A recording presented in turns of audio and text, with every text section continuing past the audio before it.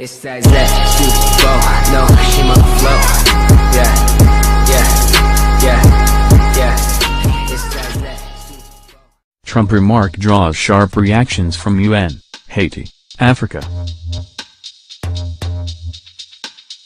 It also prompted the U.S.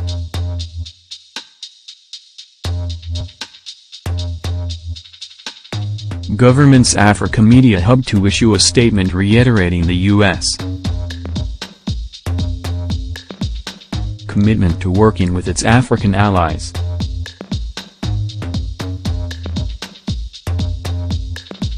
U.S. deeply respects the people of Africa and values its partnerships with them, the tweet read in part. The UN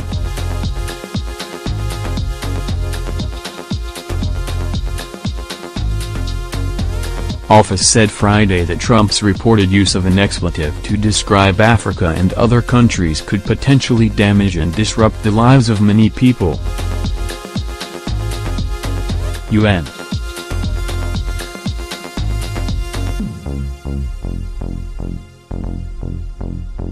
spokesman Rupert Colville said that you cannot dismiss entire countries and continents as s-holes. He said Trump's reported comment could endanger lives by potentially fanning xenophobia. It legitimizes the targeting of people based on who they are. Colville says Trump's reported comments go against the universal values the world has been striving so hard to establish since World War II and the Holocaust. Meanwhile, the U.S.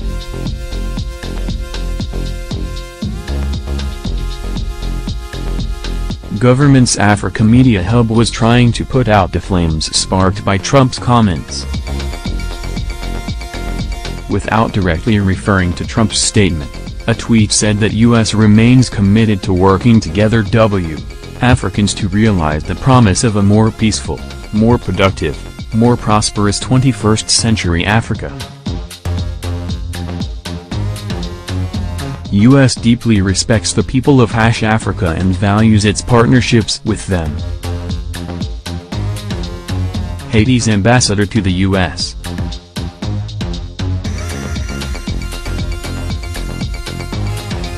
has formally requested that a Trump administration official explain the comments, according to reports.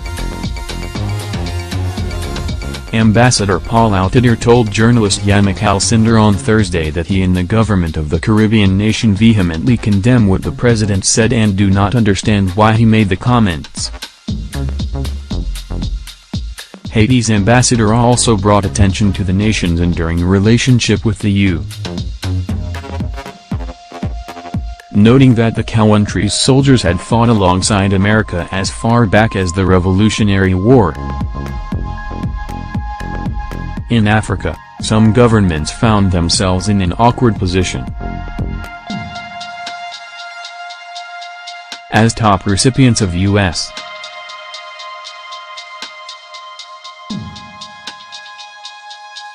aid, some hesitated to jeopardize it by criticizing Trump. In South Sudan, government spokesman Tani Wektani said that unless it was specifically said about South Sudan, we have nothing to say. But African media outlets and the continent's young, connected population were less shy. Casual Friday at the White House is soon to include hoods and tiki torches at this rate, South African media outlet Daily Maverick wrote. South Africa's ruling party is calling Trump's comment on African immigrants extremely offensive. Deputy Secretary General Jesse Duarte of the African National Congress told reporters that developing countries have difficulties but noted that the U.S. itself has millions of people out of work or without health care. The African Union said it was frankly alarmed by Trump's statement. Given the historical reality of how many Africans arrived in the United States as slaves, This statement flies in the face of all accepted behavior and practice, spokeswoman Eba Kalanto told the Associated Press.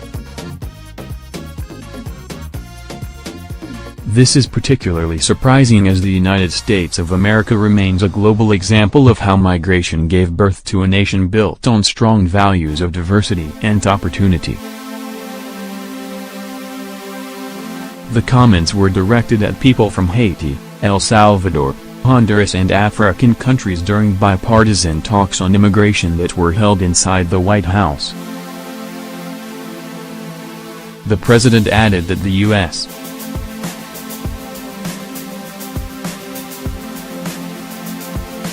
should admit more people from countries like Norway, the Post reported. The White House responded with a statement, but did not deny Trump had made the comments. Certain Washington politicians choose to fight for foreign countries, but President Trump will always fight for the American people, White House spokesman Rod Shah said.